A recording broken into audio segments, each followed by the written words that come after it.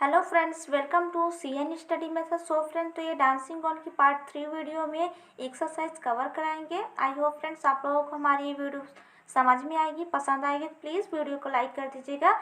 चलिए शुरू करते हैं। रीडिंग कंप्रीहेंशन फर्स्ट है, आंसर द फॉलोइंग क्वेश्चन, निम्नलिखित प्रश्नों का उत्तर दीजिए। तो चलिए हम लोग इनका उत्तर जानना शुरू करते हैं। आप ध्यान से देखते जाइए और समझते जाइए। फर्स्ट क्वेश्चन है, what were the strange words introduced to the audience in Washington. Washington में ऑडियंस श्रोतागण के लिए इंट्रोडक्शन था, परिचय था, वो स्ट्रेंज जो अजीब शब्द थे, वो कौन से शब्द थे? जो अजीब शब्द वहाँ पर शुरुआत में बोला गया वो कौन से शब्द थे? आंसर है the strange words that introduced to the audience in Washington were Alarippu Shabdam Varnam Padam. जो अजीब शब्द थे इंट्रोड्यूस के लिए, परिचय के लिए, वो वाशिंगटन में श्रोताओं को इंट्रोड्यूस करने के लिए जो शब्द था वो शब्द था अलरिपु शब्दम वर्णम पदम। ये वही शब्द था जो अजीब शब्द थे। ठीक है। सेकंड हुआ, what did Sudha always do before her performance. Sudha अपने परफॉर्मेंस के पहले हमेशा क्या करती थी? आंसर है Sudha always explained each item before her performance. Sudha हमेशा अपने प्रदर्शन के पहले ईच आइटम, प्रत्येक भाव को एक्सप्लेन करती थी, समझाती थी। ठीक है। तीसरा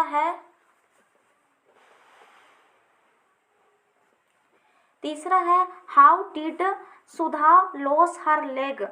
सुधा अपने लेग, पैर, टांग को कैसे खो दी, कैसे उसने खोया?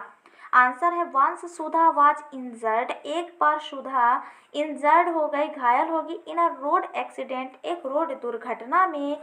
She was admitted at local hospital. उसे स्थानीय अस्पताल में भर्ती कराया गया। But perhaps lack of proper treatment, परंतु शायद अच्छी इलाज ना होने की वजह से there was infection in her leg, उसके लेग में इन्फेक्शन, संक्रमण होने लगा। एंड द डॉक्टर, चिकित्सक, finally decided to cut off her right leg,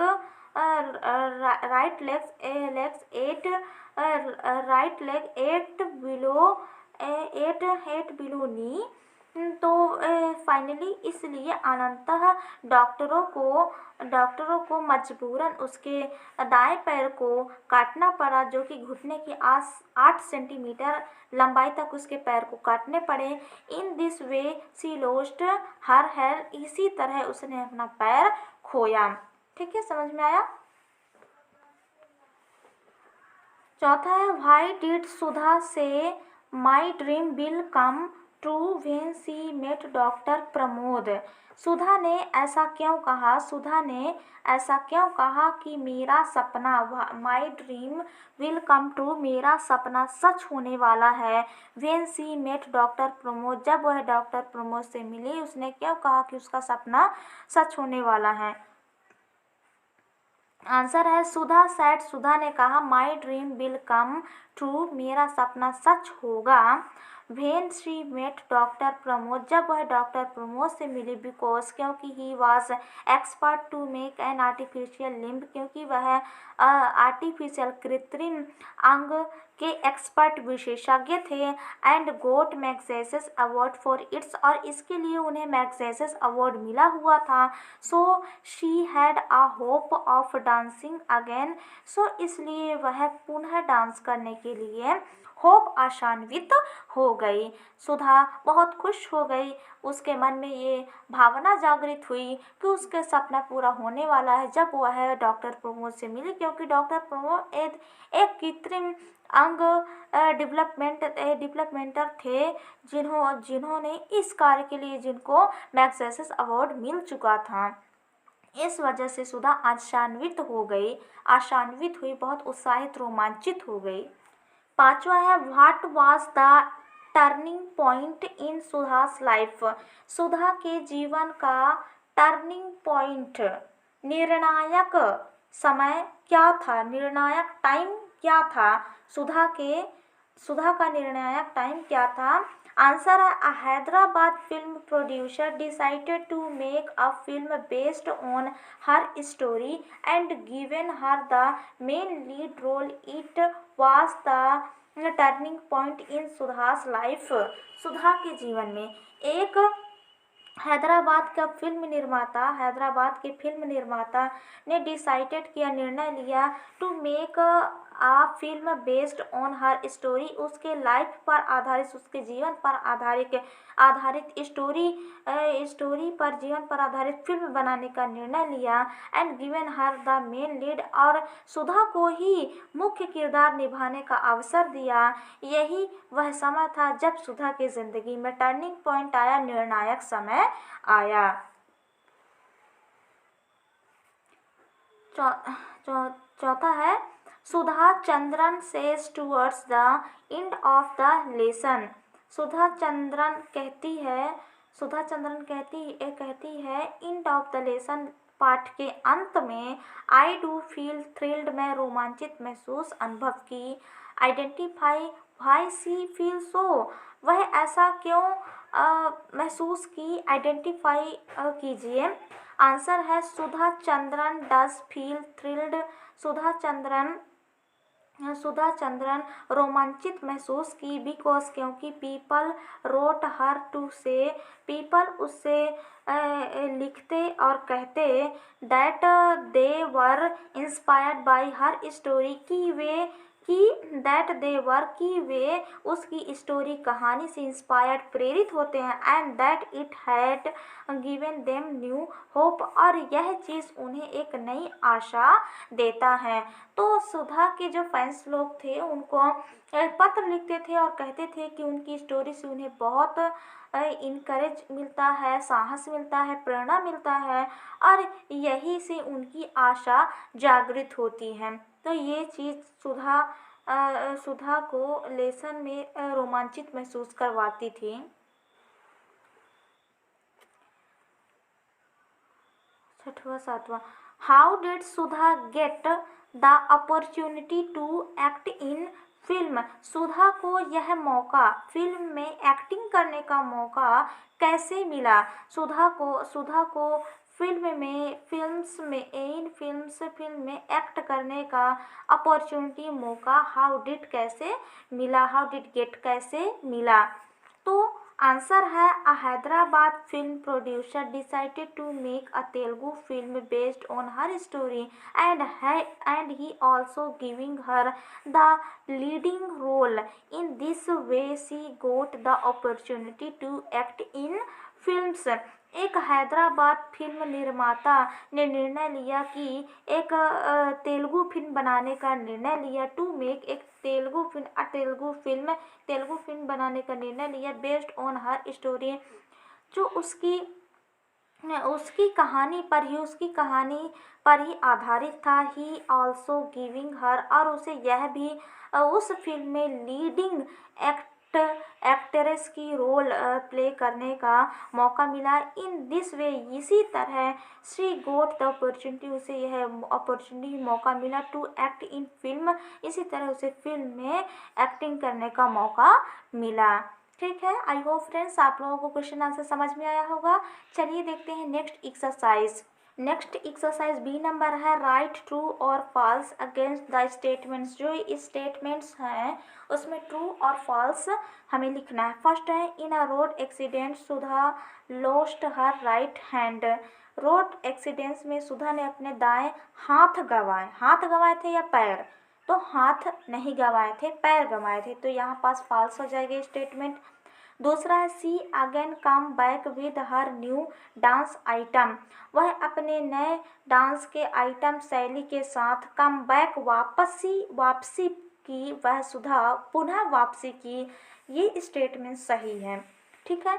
तीसरा है she hasn't worked in any film, वह पहले से ही किसी फिल्म में काम करती थी, गलत, ये स्टेटमेंट गलत है।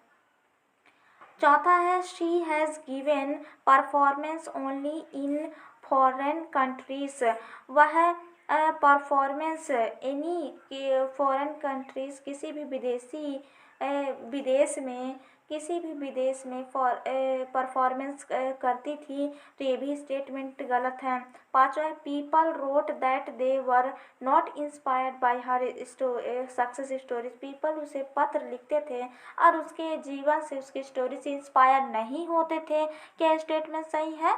गलत है। इसमें एक ही स्टेटमेंट सेकंड नंबर का सही है, बाकी सारे गलत हैं। ठीक है।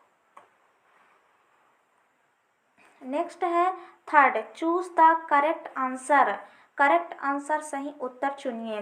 पहला, व्हाइल परफॉर्मिंग सुधा वोर, तो परफॉर्मेंस के दौरान सुधा ने पहना हुआ था क्या? फर्स्ट ऑप्शन ए है मॉडर्न कॉस्ट्यूम, आधुनिक वेशभूषा में थी। ऑप्शन बी है ट्रेडिशनल कॉस्ट्यूम, परंपरागत वेशभूषा में थी। ऑप्शन सी है वेस्टर्न कॉस्ट्यूम, पश्चिमी वेशभूषा में थी। तो इसमें कौन में थी? ऑप्शन बी ट्रेडिशनल कॉस्ट्यूम, ये ऑप्शन सही है। दूसरा है सी वर्कड फॉर द फिल्म, वह फिल्म के लिए काम करती थी। कौन सी फिल्म? ऑप्शन ए नाचे मयूरी, ऑप्शन बी और अरुणिमा, ऑप्शन सी गजागामिनी। तो इसमें सुधा कौन से फिल्म में काम करती थी? नाचे मयूरी में काम करती थी। तीसरा है before Sudha was 17 years of age she had given, तो सुधा 17 साल पहले की उम्र में शी हैड गिवन, उसने दिया था परफॉर्मेंस, प्रदर्शन। कितने प्रदर्शन दिए थे? 17 साल पहले, 17 साल की उम्र के पहले ही। ऑप्शन ए है more than 70, more than 70। Option B है लेस देन 80, ऑप्शन सी है मोर देन 80। तो 80 से अधिक परफॉर्मेंस सुधा ने दिया हुआ था, अपने 17 ईयर्स ओल्ड के पहले दे चुकी थी इतना परफॉर्मेंस वह। चौथा है Sudha made a historic comeback on, तो सुधा ने कब अपनी ऐतिहासिक वापसी की? ऑप्शन ए है 15 अक्टूबर, 15 अक्टूबर 1983। ऑप्शन बी है 1 जनवरी 1982। ऑप्शन सी है 28 जनवरी 1984। तो सुधा ने अपनी ऐतिहासिक कमबैक वापसी की 28 जनवरी 1984। फिर पांचवा Sudha Chandran was inspired by, तो सुधा चंद्रन प्रेरित हुई हेलन केलर, किससे प्रेरित हुई? ऑप्शन ए है हेलन केलर, ऑप्शन बी है एलिना जॉन और ऑप्शन सी है वेलेंटीना टेरेस्कोप, उधर लिखा हुआ है। ठीक है। तो इसमें सही आंसर है हेलन केलर के उसमें ज़्यादा इंस्पायर्ड हुई थी। ठीक है, इतना समझ में आया। Next D number, arrange the given sentences in a series as they appear in the lesson। इस एक्सरसाइज में क्या करना है? जो लेसन के अनुसार आए हुए वाक्य हैं उनको जमाना है। तो कितने कितने नंबर के पैराग्राफ लाइन में ये आए हुए हैं उसको हमें देखना है। फर्स्ट है Sudha's right leg was amputated after a road accident, road accident के बाद सुधा के जो दाएं पैर काटा गया, वह तीसरे नंबर के स्टेटमेंट में आया हुआ है। सेकेंड है Sudha explain each item to the audience before she begins her dance, तो सुधा समझाती थी प्रत्येक शैली को टू ऑडियंस, श्रोतागण को, before she begins her dance, अपने डांस करने से पहले। तो ये दूसरे नंबर के वाक्य में दिया हुआ है।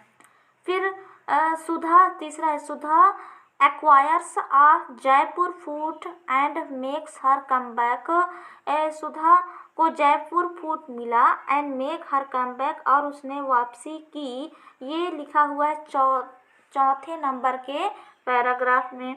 D. Sudha gives her first comeback recital in Mumbai.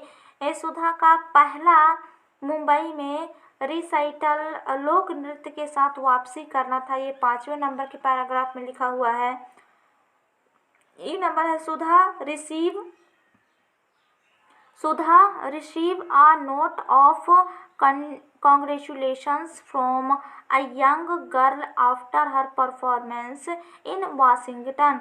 तो सुधा ने रिसीव प्राप्त किया a note of congratulation बधाइयाँ from a young girl एक युवा लड़की के रूप में आफ्टर हर परफॉर्मेंस से पहले इन वाशिंगटन में. तो ये वाला सेंटेंस फर्स्ट पैराग्राफ में लिखा हुआ है. एफ नंबर है सुधा एक्ट इन नाची मयूरी अ film based on her on life. उसके खुद के जीवन पर आधारित नाची मयूरी सुधा ने एक्ट किया था, वह 7वें नंबर के पैराग्राफ में है. G number Sudha's father touched her feet as a token of respect taken of respect होगा. सो सुधा के पिताजी ने उसके पैर छुए as a taken of respect सम्मान देने के लिए. यह पैराग्राफ 6 में लिखा हुआ है. ठीक है, समझ में आ गया होगा. चलिए देखते हैं नेक्स्ट. ये वोकेबुलरी फर्स्ट है make a word list related to given word. अब इसमें जो ये दिख रहा है ना स्ट्रक्चर, इसके बीच में जो शब्द दिए गए हैं इन शब्द से रिलेटेड इस शब्द के चारों ओर किस किस प्रकार की चीज़ें शब्दों का यूज़ किया जाता है उनको हमें लिखना है. यहाँ पर पहले हम लोग देखते हैं हॉस्पिटल. तो हॉस्पिटल की इर्द गिर्द क्या चीज़ है जो हॉस्पिटल से ही रिलेटेड होते हैं. पढ़ते हैं यहाँ पास पेशेंट मरीज हॉस्पिटल से रिलेटेड है. बेड मरीज के सोने के लिए हॉस्पिटल से रिलेटेड है. ऑपरेशन थिएटर ये भी हॉस्पिटल से रिलेटेड है. डॉक्टर ये तो है ही. सीजर्स कैंची ऑपरेशन करने के लिए हॉस्पिटल से रिलेटेड है. इंजेक्शंस सुई ये भी हॉस्पिटल से रिलेटेड है. मेडिसिन ये भी हॉस्पिटल से रिलेटेड है. नर्स ये भी हॉस्पिटल से रिलेटेड है. तो ऐसे शब्द यहाँ हॉस्पिटल के लिए बना. स्टेज, अब दूसरा शब्द क्या है स्टेज. अब स्टेज में क्या क्या चीज़ होता है. कर्टन पर्दा होता है, लाइट्स होती हैं, साउंड सिस्टम होता है ना. डायस होते हैं मंच, चीफ गेस्ट होते हैं, आर्टिस्ट कलाकार होते हैं, फ्लावर के पोट रखे होते हैं ना गमला.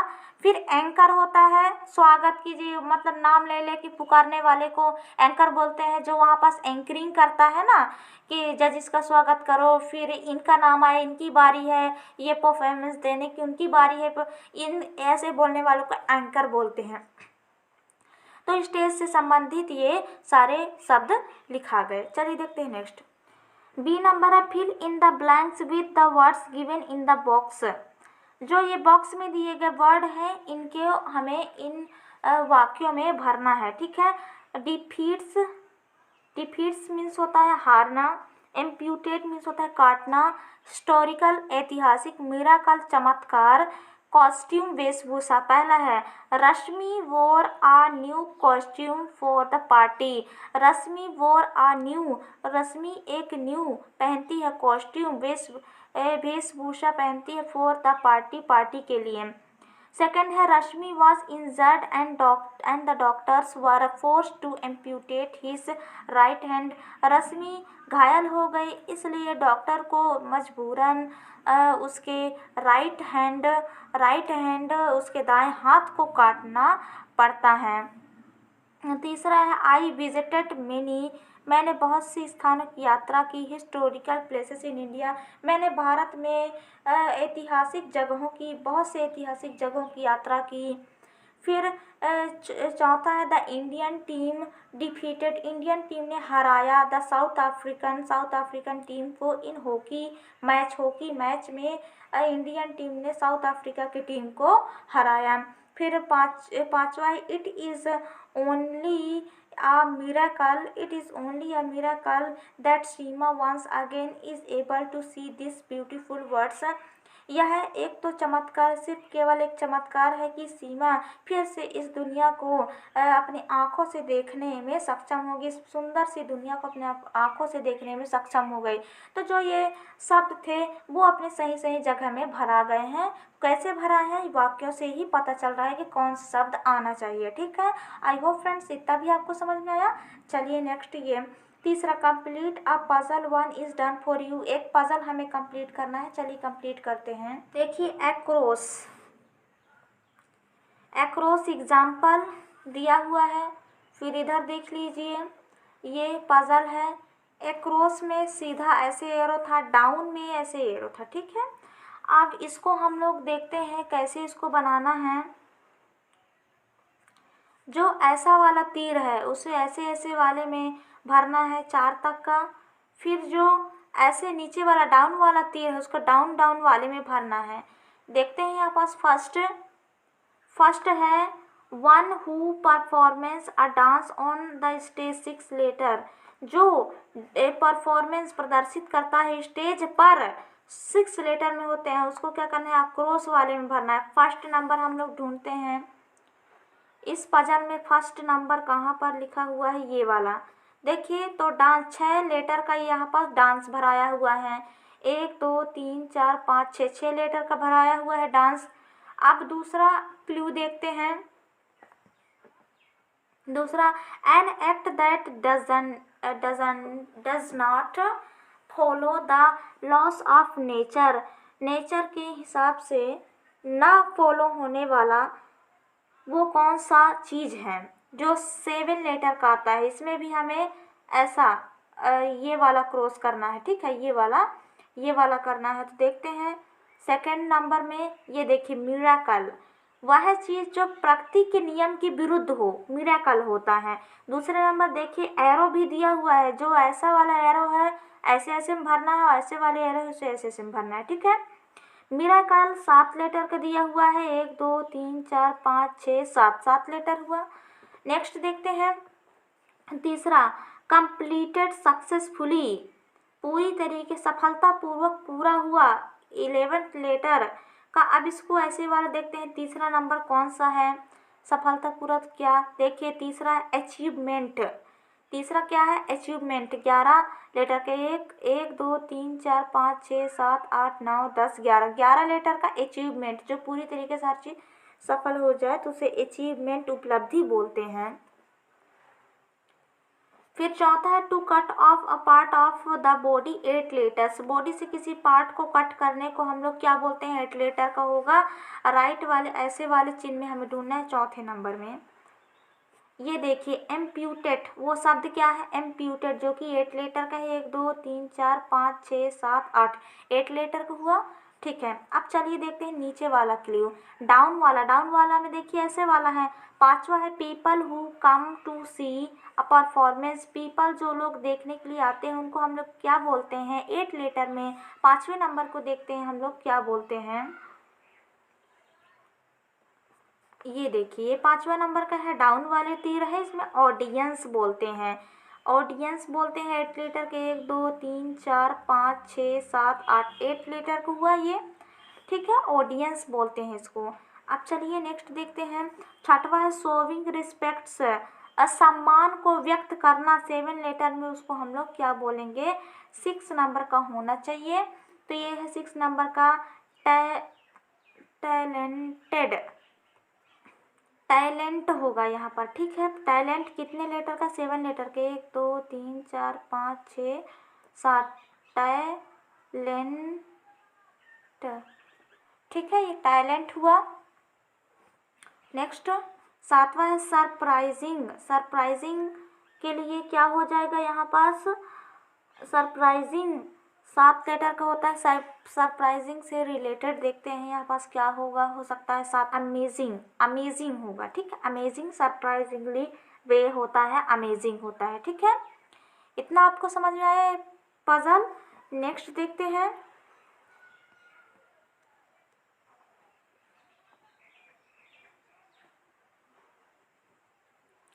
नेक्स्ट डी नंबर है, make a correct match. Make a correct match, सही मिलान कीजिए। मॉडिफाई टू इम्प्रूव, मॉडिफाई मतलब होता है इम्प्रूव करना, सुधार करना।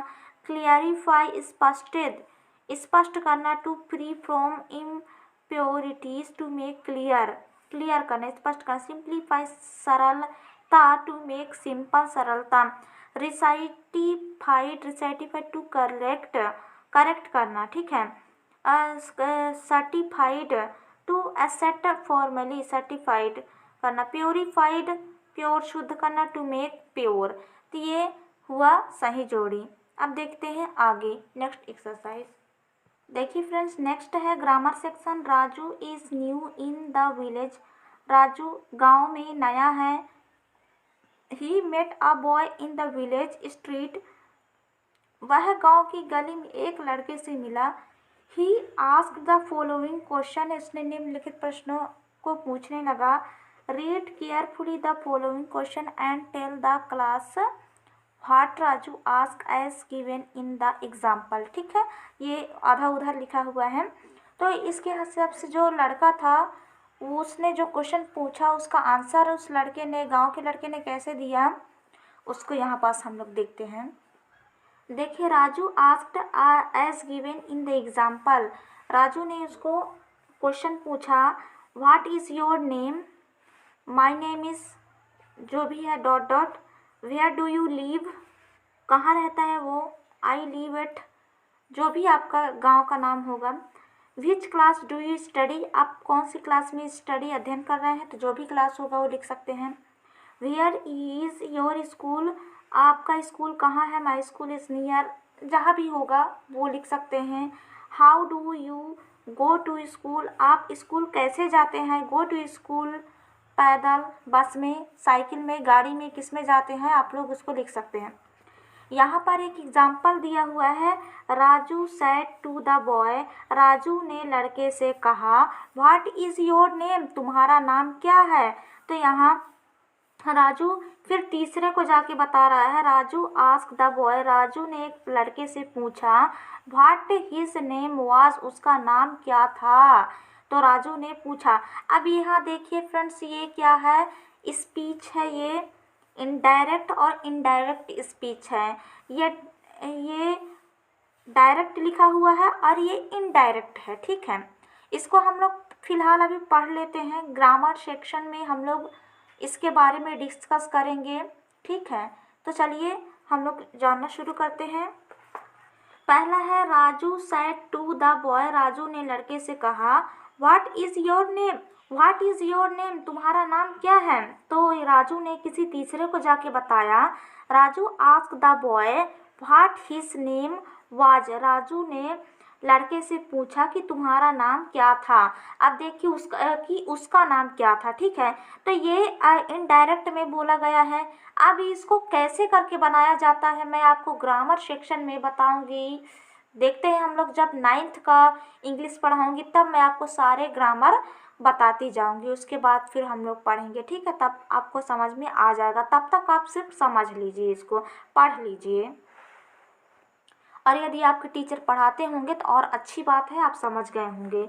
दूसरा है Raju said to the boy, Raju ने लड़के से कहा वेयर डू यू लिव, तुम कहाँ रहते हो। आंसर है Raju ask the boy where he lived, Raju ने लड़के से पूछा कि वह कहाँ रहता था, कि वह कहाँ रहता है, कहाँ रहता था।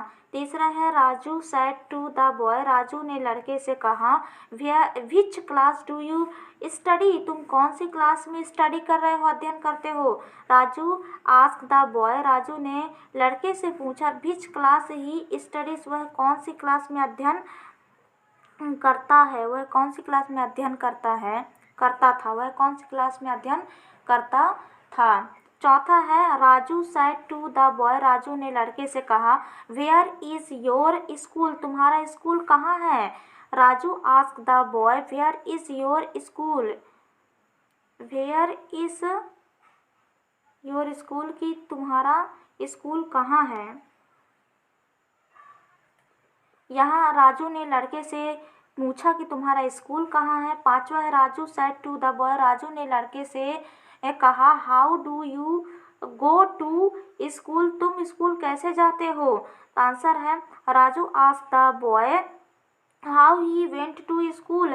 राजू ने लड़के से पूछा कि वह कैसे स्कूल जाता था, वह कैसे स्कूल जाता था। देखिए फ्रेंड्स, ये नरेशन में क्या होता है कि किसी आमने सामने की कही हुई बातों को हम लोग किसी तीसरे तक जा कर के बोलते हैं, तब जाके ये नरेशन होता है। इसकी डीप मीनिंग है थोड़ा, आप लोग इतना जल्दी नहीं समझोगे। देखती हूँ मैं कब तक मैं आपको ग्रामर बता पाती हूँ। फिलहाल आपको जितना बताया गया उतना आप लोग ध्यान दीजिए, पढ़िए। और आगे के और बहुत सारे एक्सरसाइज होते हैं, just like writing section, project और कुछ प्रैक्टिसेस होते हैं। इन प्रैक्टिसेस में बहुत सारे समय लगते हैं फ्रेंड्स, इसलिए मैं इन वीडियो में कवर नहीं कराती हूँ। और वो ज़रूरी भी इतना ज़्यादा नहीं होता है, पर हालांकि करना चाहिए। तो आप अपने टीचरों से उसके बारे में पूछिए। अगर कभी समय मिलेगा तो मैं उसके लिए भी वीडियो बना करके डाल दूंगी। आई होप फ्रेंड्स आपको इतना समझ में आ गया होगा। या गया प्लीज़, यदि वीडियो में एक्सरसाइज अच्छी लगी होगी, समझ में आई होगी, प्लीज़ वीडियो को लाइक कीजिए, शेयर कीजिए एंड चैनल पर नया और सब्सक्राइब करके बेल नोटिफिकेशन ज़रूर दबाइए, तब ताकि ऐसे ही वीडियो सबसे पहले आपके मोबाइल पर उपलब्ध होती रहे। चलिए मिलते हैं नेक्स्ट न्यू वीडियो में, तब तक के लिए धन्यवाद।